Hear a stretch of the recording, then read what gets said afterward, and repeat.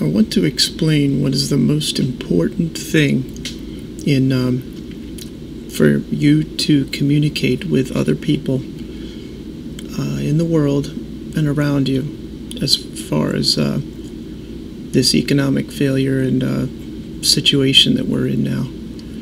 And that is that it's important to first of all understand what it is that failed.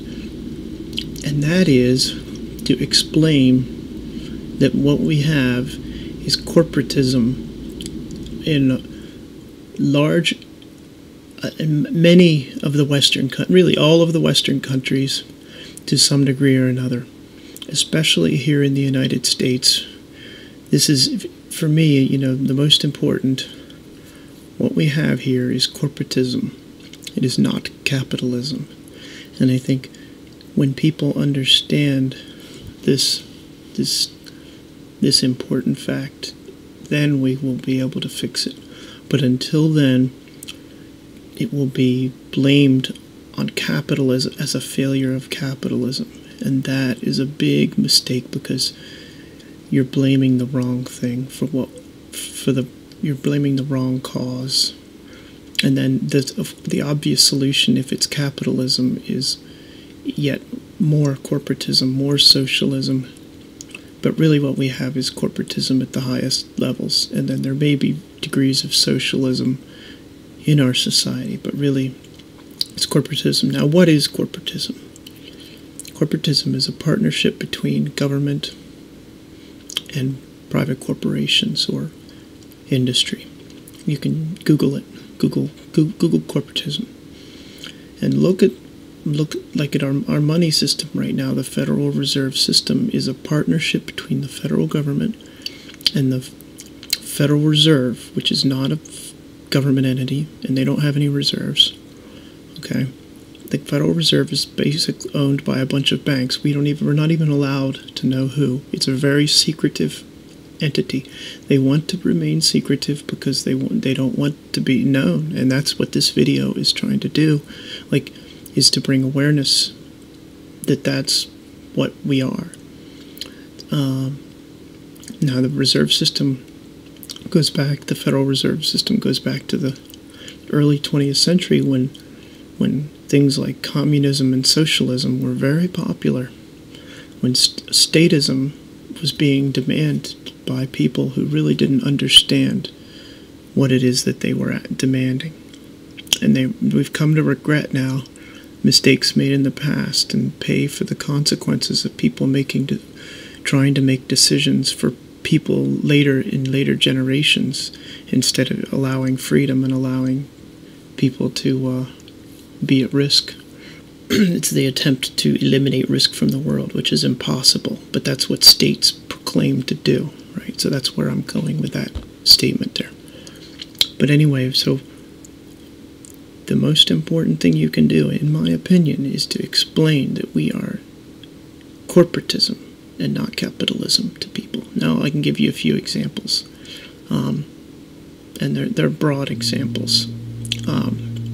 Like your vehicle, for example. How is that? Well, since this bailout now, that apparently the government owns GM and some other auto, but putting that aside, that is definitely corporatism, because they're partnering, but to remain afloat. But even just the government building the highways, that's corporatism. That's a partnership between the automakers and the government to provide the roads. But there are many other examples, including like your internet service probably comes through like a DSL line or a cable modem, and those are locally granted monopolies.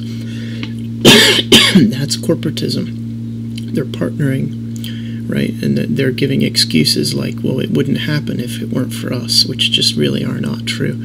And but there are many other examples of corporatism in this society, like the military industry.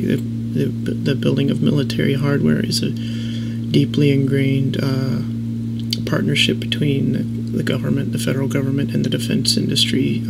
These very large corporations. So I'm not against corporations per se, but when they partner with government, they are colluding to coerce, and that's to what I find immoral and unjust. I find it subversive. I find it very prone to oppressive activities and causing of human tragedies in various forms.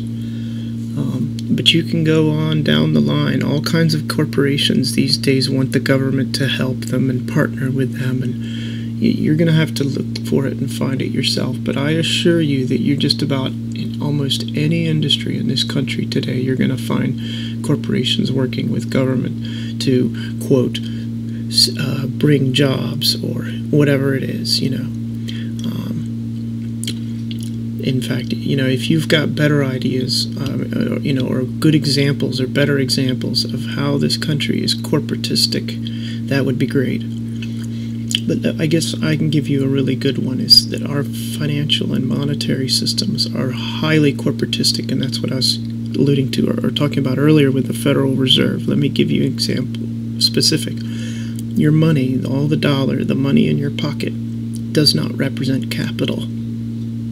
There's no capital behind your money. So how can a society be capitalistic if its only monetary system, really the dollar is our currency? It's mandated currency. It's a monopolistic currency. There's nothing backing it. It can't be capitalism. It's got to be corporatism or socialism. In our case, it's corporatism. But, you can look at the European Union's currency. It's also the same basic fiat currency. Doesn't represent anything except trust. It's corporatism. So Europe, is, although appearing to be socialist at the highest levels, with the money system, which is the basic foundation of a society, is its money. Corporatism. It's fascist. So, and this it's a whole vast discussion here, but I just want to convey to you the most important thing to communicate with people is that they're partnering with government. So when someone says, our healthcare system is, failed, you can, instead of disagreeing, you can agree that it's failed, and then just note, maybe, ask them questions. What do you know?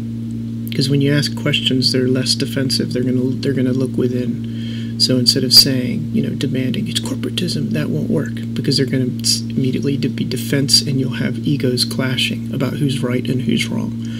So what you do is you ask them, like, do you know that the federal government has been doing such and such, mandating certain practices for decades, or do you know that our PPO and HMO system is a product of government control and manipulation of our healthcare industry? And that's true.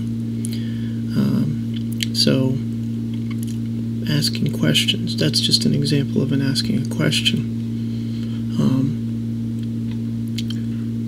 So how do you get people to listen? Because it's important. This is important because when this system collapses, and it will, people are always going to be there. They're conditioned. They're somewhat brainwashed to thinking that capitalism and markets fail. But we really just don't have. We really don't have free markets in this country. We've got the government doing and manipulating and everything, because anytime there's a problem with something, someone says the government has to get involved, and instead of saying that the government should not get him, should actually stop, like with this cap and trade thing, they forget the fact this new cap and the Obama thing wants to put taxes on energy and stuff, that the government has been partnering with corporations to pollute for decades, many decades. Even going back to taking the lands from the Indians, that's a form of corporatism, because they're partnering with government to take lands from other people. So even just the foundation of our country is corporatism. Good luck.